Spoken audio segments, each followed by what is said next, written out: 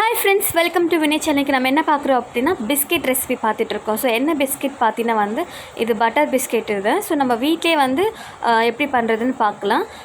இதில் வந்து ஸ்டைலாக பார்த்தீங்கன்னா வந்து நம்ம பைப்டு பிஸ்கெட்டுன்னு சொல்லுவாங்க. நம்ம வந்து இந்த டிசைன் நாசல்ஸ்லாம் இருக்க பார்த்தீங்கன்னா டிசைன் நாசல்ஸ் அதை வச்சு தான் நம்ம பண்ண போகிறோம். ஸோ அதுக்கு வந்து பார்த்திங்கன்னா ஒரு 1/4 கிலோ அளவுக்கு நான் பட்டர் எடுத்து நல்லா இந்த மாதிரி வந்து ரூம் டெம்பரேச்சர் வந்ததுக்கப்புறமா ஒரு விஸ்க் வச்சு நல்லா வந்து பீட் பண்ணி எடுத்துக்கிறேன். இதில் பார்த்திங்கன்னா வந்து பவுடர் சுகர் தான் நம்ம ஆட் பண்ணணும். நல்லா நைஸ் பவுடரை ஆட் பண்ணணும். நான் 1/4 கிலோ அளவுக்கு வந்து தான் இன்றைக்கி வெண்ணெய் எடுத்திருக்கேன். ஸோ அதுக்கு தகுந்த மாதிரி தான் நான் சக்கரை எடுத்திருக்கேன். உங்களுக்கு டீட்டெயில் வீடியோ பார்த்தீங்கன்னா வந்து ஆல்ரெடி நான் வந்து உங்களுக்கு போட்டிருக்கேன் இந்த வீடியோ. ஸோ நீங்கள் அதில் மெஷர்மெண்ட்டில் அதில் கூட நீங்கள் பார்த்துக்கலாம். இது பார்த்தீங்கன்னா வந்து 55 கிராமுக்கு வந்து நீங்கள் பட்டர் எடுத்தீங்க அப்படின்னா 30 கிராம்ஸ் வந்து நீங்கள் சுகர் எடுக்கணும். அதே பார்த்தீங்கன்னா வந்து 60 கிராம்ஸ் வந்து நீங்கள் மைதா எடுக்கணும்.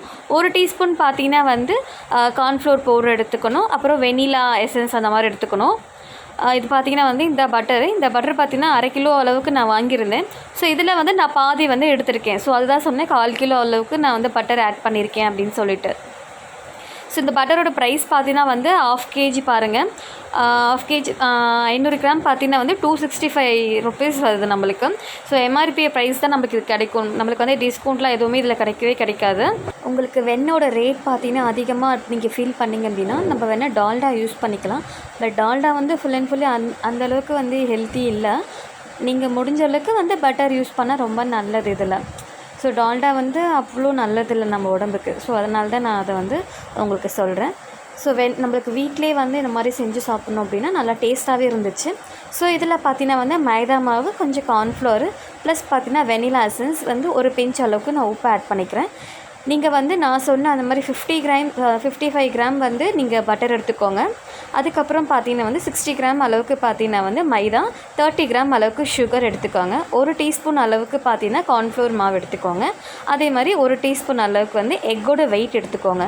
நான் இன்றைக்கி வந்து பார்த்தீங்கன்னா 1/4 கிலோ பட்டர் போட்டு அந்த அளவுக்கு செய்கிறதுனால நான் அதிக குவான்டிட்டியில் நான் செய்கிறேன். உங்களுக்கு வந்து கம்மி குவான்டிட்டியில் வந்து நான் சொன்ன அளவுகளை சொன்னேன் பார்த்தீங்கன்னா அந்த அளவில் நீங்கள் செஞ்சு பாருங்கள். டீட்டெயில் வீடியோ அப்படின்னு பார்த்தீங்கன்னா நான் கீழே பின் பண்ணி விடுறேன் பாருங்கள், டிஸ்கிரிப்ஷனில் தரேன். நான் ஆல்ரெடி போட்டிருக்கேன் இந்த வீடியோ. ஸோ இது பார்த்தீங்கன்னா வந்து ஹஸ்பண்ட் ஆஃபீஸில் வந்து ஒருத்தங்க கேட்டிருந்தாங்க. ஸோ அதுக்காண்டி தான் நான் வந்து ஒரு 50 பிஸ்கெட் கேட்டிருந்தாங்க.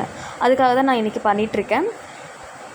ஸோ இந்த மாதிரி வந்து நான் வந்து எக் ஒயிட் இப்போ ஆட் பண்ண பார்த்தீங்கன்னா இது வந்து ஒரு 5 டீஸ்பூன் அளவுக்கு நான் வந்து ஒரு 5 மடங்கு வந்து பண்ணியிருக்கேன். நான் சொன்னது பார்த்தீங்கன்னா வந்து அளவுகள் வந்து 1 மடங்கு தான் உங்களுக்கு சொல்லியிருக்கேன்.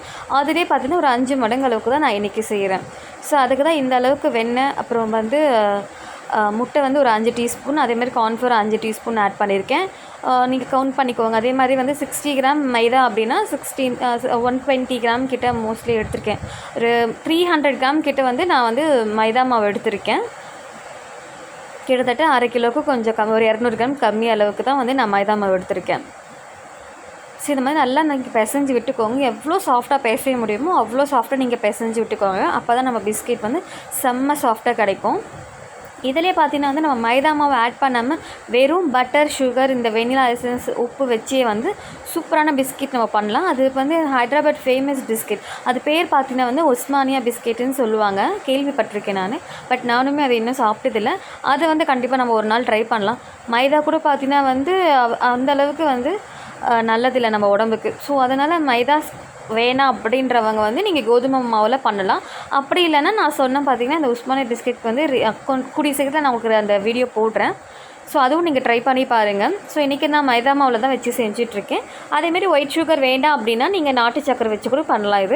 அதுக்கும் நான் ஒரு வீடியோ உங்களுக்கு போடுறேன். அந்த மைதா மாவு இல்லாமல் ப்ளஸ் வந்து ஒயிட் சுகர் இல்லாமல் நான் உங்களுக்கு வந்து நாட்டு சக்கரை வச்சும் கோதுமை மாவு வச்சு ஒரு வீடியோ போடுறேன். பட் டேஸ்ட்டு வந்து நம்ம கோதுமை மாவு ஃப்ளேவர் தான் வரும்.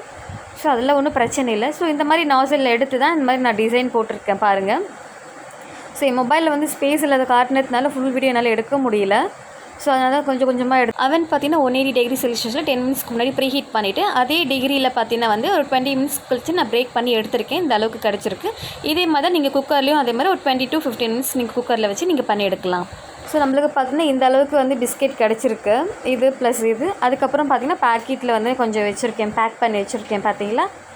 ஓகே ஃப்ரெண்ட்ஸ், இந்த வீடியோ உங்களுக்கு பிடிச்சிருக்குன்னு நினைக்கிறேன். இந்த வீடியோ பிடிச்சிருந்தால் லைக் பண்ணுங்கள், கமெண்ட் பண்ணுங்கள், ஷேர் பண்ணுங்கள். மறக்காமல் சப்ஸ்கிரைப் பண்ணிட்டு பெல் ஐக்கன் கிளிக் பண்ணுங்கள். தேங்க்ஸ் ஃபார் வாட்சிங்.